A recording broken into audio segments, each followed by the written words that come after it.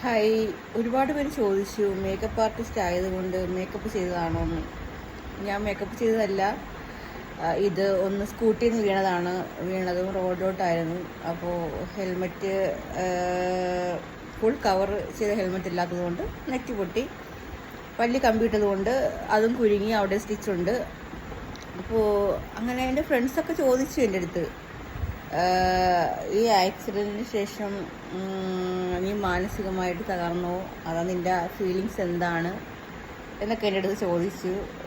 എൻ്റെ ഫീലിങ്സ് എന്ന് പറയുന്നത് ഒന്നേ എനിക്ക് പറയാനുള്ളൂ, നമ്മുടെ കൈ മുറിഞ്ഞാലോ കാല് മുറിഞ്ഞാലോ നമ്മൾ ആ മുറിവും നോക്കി വിഷമിച്ച് നടക്കാറില്ലല്ലോ.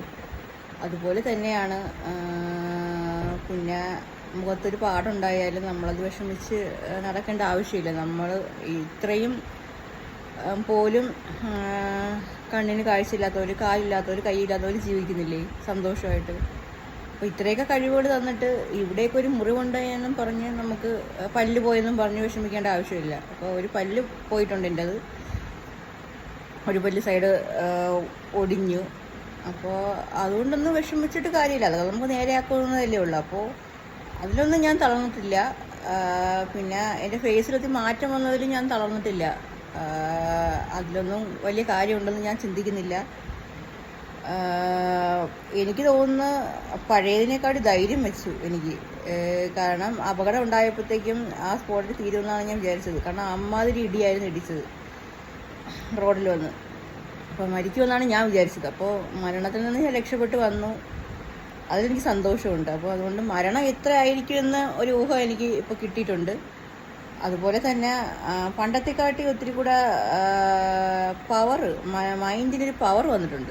അത് എല്ലാ അപകടം പറ്റിയവർക്കും അങ്ങനെ വരുമായിരിക്കും. തളർന്നിട്ടില്ല, തളരേയില്ല.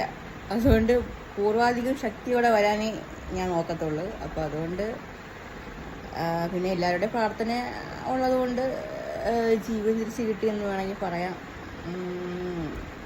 ഇപ്പോഴും ഓരോരോ ഇത് ഭേദമായി വരുന്നുണ്ട്. പിന്നെ കാലിന് മാത്രമേ ഉള്ളൂ പ്രശ്നം. കാല് ചെറിയ പൊട്ടലുണ്ട്, പ്ലാസ്റ്റർ ഇട്ടിരിക്കുകയാണ്. അതിന് കുറച്ച് നാൾ കാണും. അതും കൂടെ കഴിഞ്ഞാൽ പിന്നെ പഴയതിനെക്കാട്ടി ആക്റ്റീവാകും എന്നൊരു വിശ്വാസം എനിക്കുണ്ട്.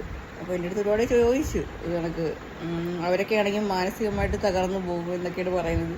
അതിൻ്റെ ഒന്നും ഒരു ആവശ്യമില്ല. നമുക്ക് ഒരു വീഴ്ച വീണ് കഴിഞ്ഞാൽ നമ്മൾ പൂർവാധിക ശക്തി കൂടെ എണീക്കണമെന്നാണ് എൻ്റെ ഒരു അനുഭവം വെച്ച് പറയുകയാണെങ്കിൽ.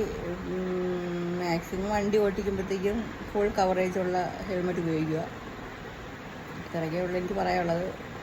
ശ്രദ്ധിക്കുക.